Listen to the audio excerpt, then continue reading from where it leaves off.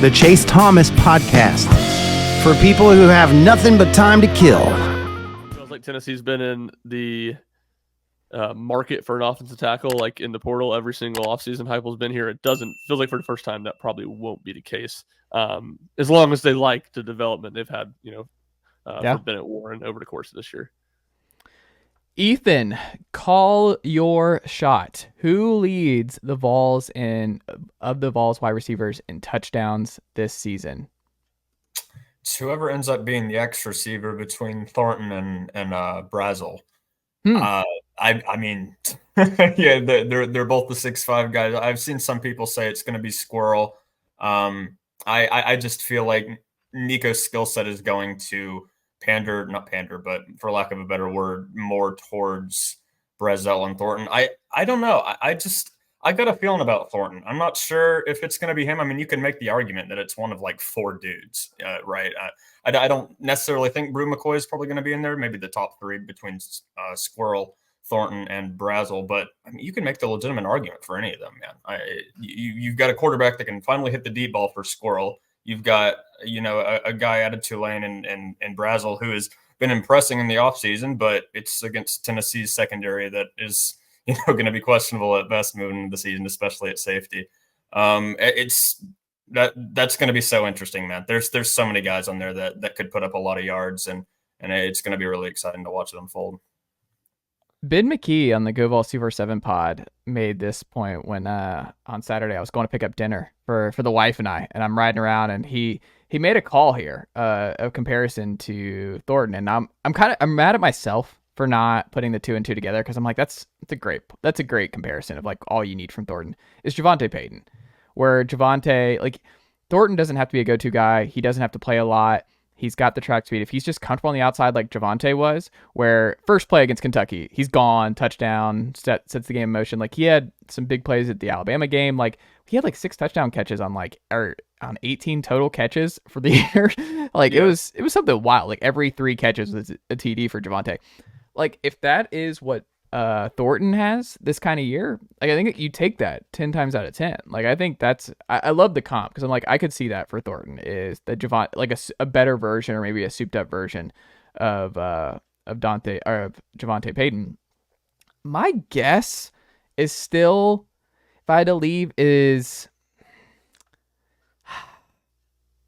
I'm gonna lean Brew still. Like, I still think he's gonna be the red zone guy. I think Brew is still gonna get the stuff in camp. He's back 100%. I think year 3 in the system, I think he's going to be the favorite target. I think Chris Brazzell leads the team in catches, maybe. I think Squirrel and Chaz, just the stuff on Chaz this summer and fall, I think they're going to rotate a lot in slot. So I think they're going to gobble up a lot of their receptions. And I think Brazzell is going to play a lot by himself on the outside. I think Brazzell is going to play a lot of snaps. So I'm going to say Brazzell leads team in receptions, but I'm leading Brew. I think of all Vols wide receivers and TDs, I think he's going to be a good red zone option. My gut is Brew. Why are you laughing, Ryan? What is the smile? You just said so many things. So many different things you said just made me laugh. I'll start with the Brew thing that I don't like disagree with you. I mean, I guess Brew's not my answer, so I do disagree with you, but I don't think it's a crazy answer or anything. But you go, my gut's just still Brew. We've talked about Tennessee's receivers all offseason. I don't think one time you've been like, Brew McCoy's going to lead Tennessee in touchdowns or be the go-to guy for Tennessee. I've been saving it. What's that? The real ones know I've been saving it. You don't just bring out the big takes in the dull days of summer, Ryan. I'm a professional. I'm a pro here. You gotta save them. I'm still leading Brew, and I'm like, I've done this pod every week or 2 weeks the entire offseason. I don't remember you ever saying Brew. I'm sorry. That's why I circle back with my wife every day, where I'm like, here's where I'm going. It feels like a Brew day. And she's like, all right, thank you. And then we continue on with our evening. She wants to check in too. She can confirm. Second thing that made me laugh, and this is more of a narrative thing, like, this actually isn't fair, but it's just like, yeah, I'm shocked to see Chase discounting Squirrel and being like, they can't play Squirrel all the time. They're gonna this narrative that you and Jack are pushing.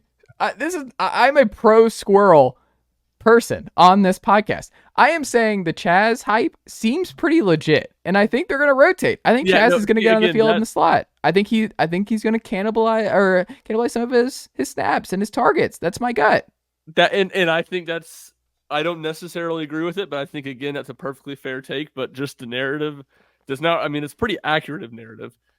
You only like Squirrel White slightly more than you like Cal Stark. And then wow. The third thing that made me laugh is you were talking about the Dont'e Thornton Javonte Payton comparison, which I think is fair. But then Javonte Payton played every snap at receiver that year, and then you go, I think Chris is gonna eat a lot of snaps at that spot. So it's like, well, where are these Dont'e Thornton touchdowns gonna come from?